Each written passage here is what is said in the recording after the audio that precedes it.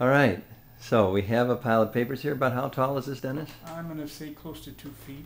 Okay, right about 20 inches tall. Yeah. Let's do the top 2 or 3 and show people how it works. We have 3 arenas here. We have the active files. They're going to go there, and the awake ones. The napping one go in there, and then we have a filing cabinet over here, which you'll put in another place for the things that go. There's one other filing cabinet we didn't talk about, and that's this one here. This is called trash, and you may find things that get filed in that circular. The circular file. Yes, okay. So let's start. What do you have there, Dennis? So my first piece of paper is something I don't have a home for, but it's something I want to hold on to for a little bit until I get the return receipt requested for a piece of certified mail. So probably the first thing I'm going to do is create a homeless file for those. Okay, while you're doing that, I'll explain the homeless file. Every piece of paper you pick up should have a home.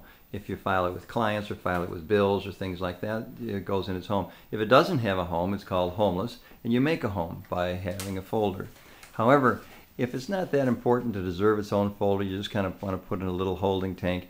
The folder called homeless is another name for it, is a miscellaneous folder. It'll just sit there, and if you need it, you can rummage through it at some other time. Because I may be looking at that sometime in the next few days, I'm going to leave it in the cascading file holder there. Now this is a series of lists that I have to go through to make sure they're master.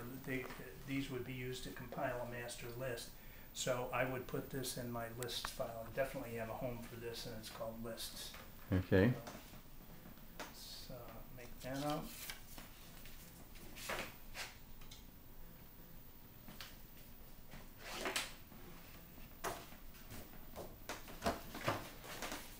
Okay, and we put those in rough alphabetical order, so an L would go kind of toward halfway up.